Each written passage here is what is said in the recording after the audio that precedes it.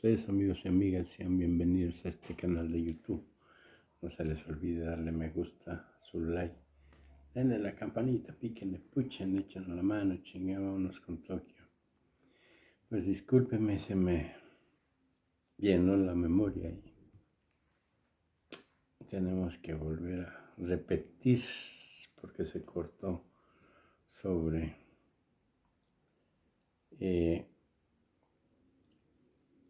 las mentiras de los chayoteros.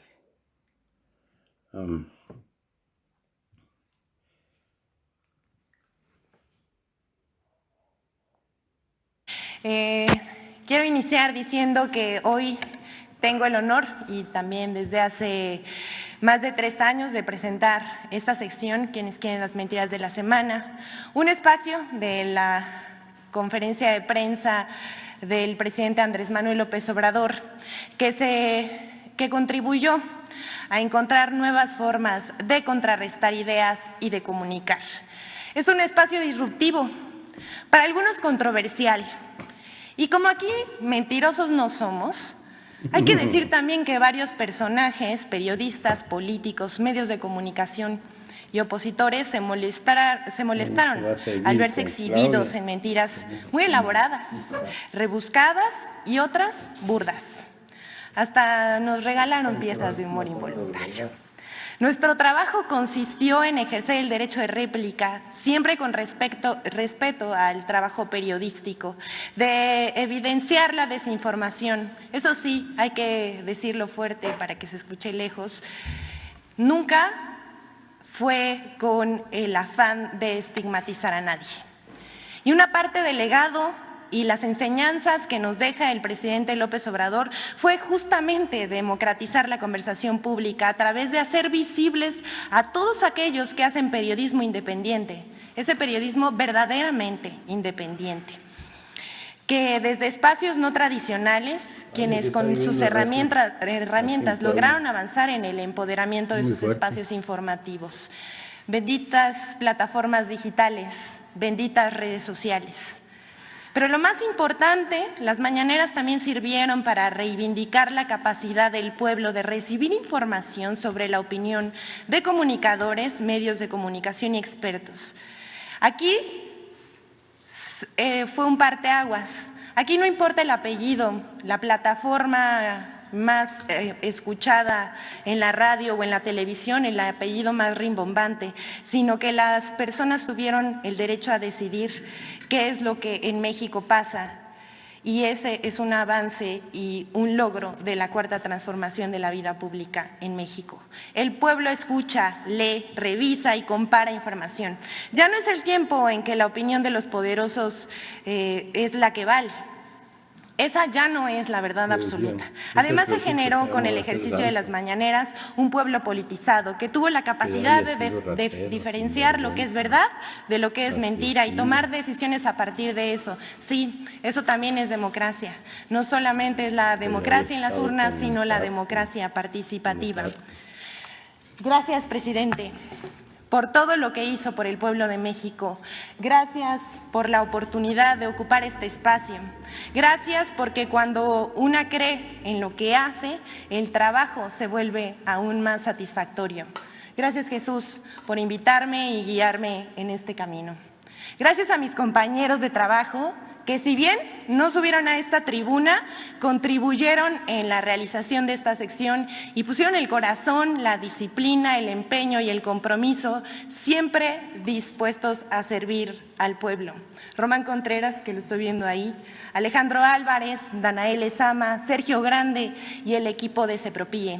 Gracias a ustedes también. No ha sido una tarea fácil, pero la satisfacción del deber cumplido es incomparable. Gracias, presidente. Gracias por todo. Amor con amor se paga. Es un honor estar con Obrador. Ahora sí, vamos a pasar a la sección. Porque, como decía yo, no nos paran de regalar piezas de humor involuntario, porque un chisme se volvió noticia. La falsa renuncia del secretario de Hacienda. Un chisme que alguien inventa con mala intención, que se pasa de boca en boca, que se vuelve trascendido y luego una columna y otra en medios de comunicación.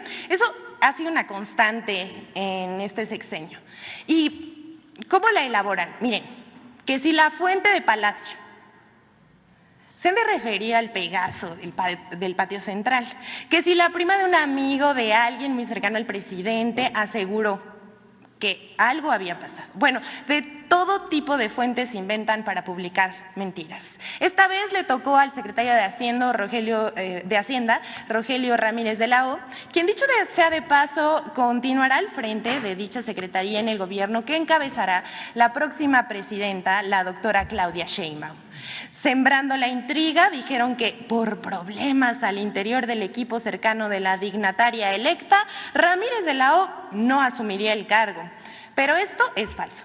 Sin embargo, medios de comunicación que estamos viendo en la pantalla, como Código Magenta, La Política Online, Guillermo Vázquez, así como Eduardo Ruiz Gili en el espacio de Radio Fórmula, lo publicaron como un hecho. Esta conversación que tuvieron en Radio Fórmula más o menos duró 15 minutos, en el que decían que si había problemas dentro, que, bueno, de verdad dijeron de todo. Con algún tipo de interés, los medios meten insidia, siembran dudas, inventan chismes. Lo cierto es que Rogelio se queda. Así lo dijo la presidenta electa y estos medios de comunicación volvieron a quedar en ridículo. Vamos con la siguiente. Ustedes saben que una de las dependencias de las empresas públicas que fueron más atacadas este sexenio, y pues cómo no, si se les perdió ahí una minita de oro a los poderosos, a aquellos que se sentían dueños de México, atacaban un día sí y otro también a la Comisión Federal de Electricidad. Y vamos a presentar dos mentiras que intentan engañar a los consumidores. Y bueno, en su empeño por desprestigiar a la CFE, inventaron dos noticias falsas con el afán de causar enojo entre los consumidores. Diarios como Cronista, El Mañana y en redes sociales difundieron la mentira de que ya no se podría pagar el recibo de la luz en cajeros automáticos, pero esto es falso. La CFE desmintió esa versión e informó que el pago del suministro se puede hacer en cajeros, comercios autorizados, tiendas de conveniencia, bancos y en la aplicación para teléfonos móviles CFE Contigo. La segunda noticia, pues esta es una noticia chatarra. Ya nos reímos de esto, porque el Heraldo de México publicó el 19 de septiembre que habría un corte de luz en estados de la frontera norte de México por 5 horas y que el estado más afectado sería Sonora. Pero todo resultó una mentira burda. Al respecto, la CFE aclaró que si bien existen trabajos de mantenimiento, no se programó ningún apagón masivo. Ahí quedó también. También estos medios no tienen llenadera, se la pasan mintiendo.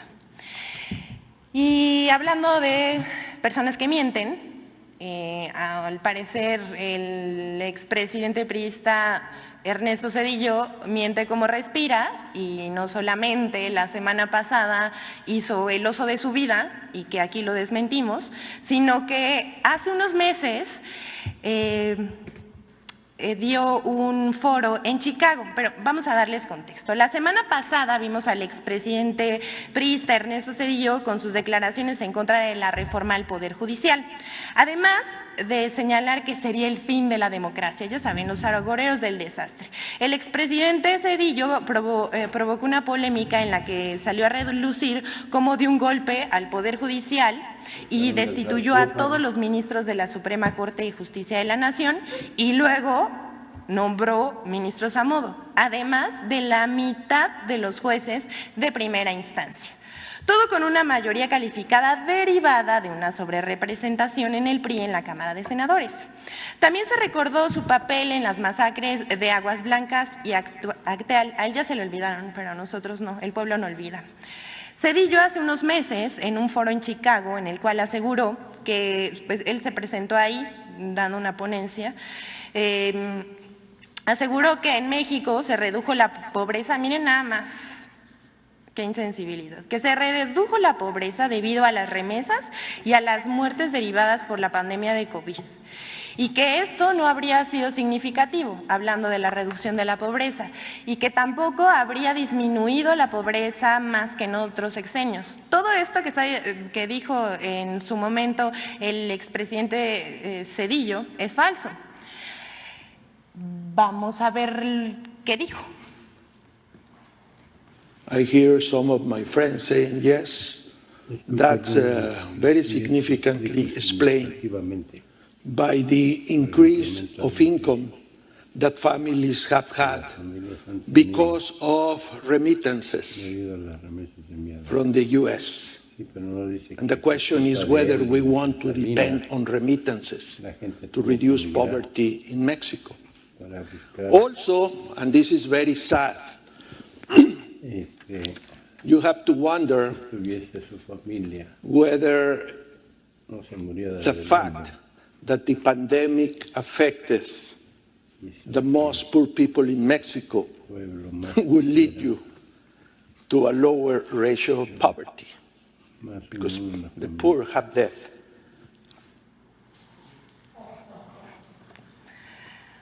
Miren, tiene amnesia selectiva este señor, primero que nada, hay que decirlo, y se le olvida que en esta administración, según el Banco Mundial, 9.5 millones de mexicanos salieron de la pobreza y que eso no tiene precedentes. Según el Coneval, las razones por las que ha disminuido la pobreza en México durante el gobierno han sido por la política salarial, es decir, el aumento a los salarios en más de 110%, y los programas sociales. También el Coneval reconoce el aporte de las remesas, pero esto no es lo principal. También podemos decir que la inversión extranjera es de 157% mayor, unos 120,000 millones de dólares, en el sexenio del licenciado Andrés Manuel López Obrador, en comparación, vean nada más esta gráfica, en comparación con el gobierno de Ernesto Zedillo. Esto que se logró en el gobierno del presidente Andrés Manuel López Obrador tampoco tiene precedentes. La inversión extranjera directa es histórica, sin privatizaciones y sin Fobaproa, que recordemos que volvió la deuda privada en pública. Y todavía el señor Zedillo tiene la caradura de ir a Estados Unidos a hablar mentiras sobre México. Bueno, durante su administración, le recordamos, señor Ernesto Zedillo, el peso se devaluó. ¡Qué joya! Miren, ¿me pueden pasar por favor la siguiente? Se devaluó 187%, en comparación con el presidente López Obrador, que el peso recuperó su valor 5%. Y que el peso en este momento es la segunda moneda más fuerte frente al dólar. Y si de remesas y migración hablamos, también tenemos que decir, con Zedillo 7.9 millones de mexicanos abandonaron su tierra en busca de oportunidades en Estados Unidos, más de 1 millón por año. Con AMLO se redujo 2.6 millones, esto es 3 veces menos. Y sin embargo, las remesas se incrementaron hasta julio de 2024. Se tiene el registro de 290,000 millones de dólares de remesas, 9.4 veces más comparado con Ernesto Zedillo. Asimismo, el señor Ernesto Zedillo, en su administración, 64 de cada 100 mexicanos vivía en situación de pobreza. Esta es la cifra más alta desde que se tiene registro, y es casi el doble comparada con el sexenio encabezado por el presidente Andrés Manuel López Obrador. El modelo y el régimen que defiende Zedillo y los conservadores era una fábrica de pobres. Cada mes, 100,000 personas entraban en pobreza. Cada mes, 100,000 personas entraban en la pobreza en la época neoliberal. En cambio, con el gobierno del presidente Andrés Manuel López Obrador, 100,000 personas al mes salen de la pobreza. Definitivamente no somos iguales. Señor presidente, usted cumplió. Por el bien de todos, primero los pobres. Y vamos a ir con, pues porque vamos a tirar aceite, dijera el presidente. Y vamos a presentarles la encuesta publicada por ENCOL el 24, apenas ayer, 24 de septiembre. Hoy por la mañana la publicó, hoy 25 de septiembre, ENCOL, sobre la evaluación sobre el fin de sexenio del presidente Andrés Manuel López Obrador. Y vamos a ver aquí en la pantalla jóvenes. Algunas de las preguntas que le hicieron a la opinión pública. En general, ¿usted aprueba o desaprueba el trabajo del presidente Andrés Manuel López Obrador? Aquí vemos que el 77% de los encuestados aprobó frente al 23% que desaprobó. Luego le preguntaron a los encuestados, comparando el día de hoy con el inicio del gobierno del presidente Andrés Manuel López Obrador, ¿usted diría que la situación del país ha mejorado o ha empeorado? El 83% piensa que ha mejorado y por los apoyos sociales, el 80% por el derecho, del derecho para las mujeres, el 71% por obras de infraestructura, educación el 64%, salud el 61%, por la economía el 59%, el medio ambiente 50%, el acceso al agua 50%, la seguridad 40%. Esta es una belleza, porque en una escala del 1 al 10, ¿cómo se califica en la escuela? ¿Qué calificación le otorga al trabajo que ha hecho el presidente Andrés Manuel López Obrador? Aquí vemos, la calificación promedio es de 8.2%. Pero vamos con la siguiente, porque aquí es donde, pues, a algunos no les va a gustar, y otros que ahora en su relevo generacional lo sacaron, que sacaron a Ernesto Zedillo, ese es su relevo generacional, como ahora líder moral y discursivo de la derecha. Esto cobra mucho sentido. De los siguientes personajes que le voy a mencionar, dígame por favor, para usted, ¿quién ha sido el mejor presidente? El 68% de los encuestados dijo que el presidente Andrés Manuel López Obrador, frente a 6% de Vicente Fox, 5% Enrique Peña Nieto, Felipe Calderón, 4%, Ernesto Zedillo, 3%. Ahora bien, de los presidentes mencionados, para usted, ¿quién ha sido el peor presidente? Miren nada más esto. 32% Enrique Peña Nieto, Felipe Calderón 24%, Ernesto Zedillo 17%, Vicente Fox Quesada 14% y solo el 7% respondió que el presidente López Obrador. Otra pregunta significativa dice, ¿qué tan de acuerdo o en desacuerdo está con la Cuarta Transformación, considerando las acciones de gobierno del presidente López Obrador en los últimos 6 años? El 77% estuvo muy de acuerdo o de acuerdo respecto al 16% que no estaba que estaba en desacuerdo o muy en desacuerdo. Por último, queremos destacar también esta pregunta que dice, ¿qué tan de acuerdo o desacuerdo está con la Cuarta Transformación considerando las acciones de gobierno del presidente López Obrador en los últimos 6 años? Miren, aquí hay 3 datos a destacar. Las mujeres, el 59%, el 62% de las mujeres piensa que está de acuerdo con las acciones del gobierno del presidente López Obrador, pero eso no es todo. La edad de 18, es decir, los jóvenes de 18 a 34 años, que es el 69%, están también, están de acuerdo con las acciones del presidente López Obrador y también 65 y más. Esto responde a la dignificación que se ha hecho al trabajo de los adultos mayores con las pensiones del bienestar. Decimos, amor con amor se paga. Hasta aquí la encuesta de ENCOL, pero ya al final de esta participación queremos decirles que durante 3 años esta sección ha expuesto cerca de 170 veces en la conferencia de prensa del presidente Andrés Manuel López Obrador. Se han hecho más de 800 desmentidos y se han presentado 90 cápsulas de infodemia. Por cierto, ahora pasemos a la colaboración de Infodemia sobre las mentiras publicadas en torno al fin del gobierno del presidente Andrés Manuel López Obrador. Ay, tengo que salir.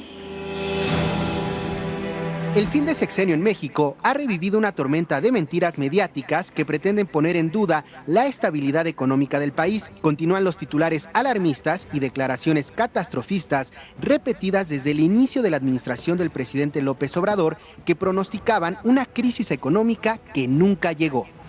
1. El falso desplome del peso. No hay tratado, gana López Obrador con un buen margen. 25, 27, dependiendo del mensaje que mande López Obrador también. Y se puede ir ahí hasta 27, podrías, 25, 27. Desde que ganó Claudia Sheinbaum las elecciones, el peso se ha devaluado casi 20%. Y uno que es famoso por dar consejos macroeconómicos, aprovechó para recordarles que nunca es tarde para hacerse la compra de algunos billetes verdes. Hoy el peso cerró a 19.17 por dólar. Alguien podría decir, ¿cómo estás, Ciro? Buenas noches. Mejor cotización que hace 6 años. También eso podrían decir, pero también podrían decir que se acabó el superpeso. Comentaristas y expertos en medios de comunicación presagiaron, aún antes de que el presidente López Obrador llegara a la presidencia de México, la devaluación abrupta del peso, que provocaría que el dólar llegara a 27 pesos por unidad. Ante cada movimiento del peso a la baja respecto al dólar, estas voces lanzaban nuevamente sus advertencias sobre trágicas devaluaciones de la moneda nacional, algunas veces apoyados por medios o calificadoras internacionales. Sin embargo, el peso no se devaluó. Incluso, en varios momentos del sexenio, rompió la barrera de los 17 pesos y es posible que cierre el sexenio con una ligera apreciación. 2. Falso que la administración de López Obrador aumentó la deuda más que en otros sexenios. El sexenio que está por terminar dejará el aumento de deuda más alto en la historia en números absolutos, con 6.6 billones de pesos, con lo que heredará a Claudia Sheinbaum unas finanzas públicas en la cuerda floja frente a las calificadoras. El sexenio que termina el 1 de octubre, estamos a 12 días de ello, deja el aumento de deuda más alto en la historia. Nunca en un sexenio habíamos tenido un incremento tan alto en el nivel de la deuda pública. Entonces, tengo aquí 82-88 creció de manera muy significativa la deuda. No, es incluso superior a ese sexenio. Exactamente. Medios de comunicación, comentaristas y políticos de oposición sostienen, sin pruebas, que el gobierno del presidente López Obrador aumentó la deuda pública más que en otros sexenios. Incluso afirman que esta deuda pública aumentó 64%. Algunos de estos comentaristas utilizan en su análisis engañosamente cifras nominales de la deuda pública, en lugar de usar el porcentaje del PIB equivalente a la deuda. Datos de la Secretaría de Hacienda muestran que la deuda pública en México de 2018 a 2024 aumentó un 4.9% con respecto al Producto Interno Bruto, mientras que en el sexenio de Peña Nieto aumentó 8% y en el de Felipe Calderón un 7.4%. 3. Falso que Banjico inyecte dólares a la economía nacional para evitar el desplome del peso. En redes sociales circuló una publicación que aseguraba que el Banco de México inyecta dólares de las reservas a la economía nacional para evitar el desplome del peso. Jonathan Heath, subgobernador del Banco de México, negó el 12 de septiembre que Banjico inyecte dólares de las reservas a la economía nacional para mantener el tipo de cambio por debajo de los 20 pesos por dólar. El Banco de México registró un nivel histórico de reservas internacionales con un total de 226.465 millones de dólares. Infodemia. Es cuanto, señor presidente. Es un honor estar con Obrador. Es un honor estar con Obrador. Nos vemos. Tengan bonito día. Cuídense mucho aquí. Es una tarde lluviosa, muy lluviosa aquí en Puebla. Qué bárbaro. Ya tiene una hora. Y más fuerte.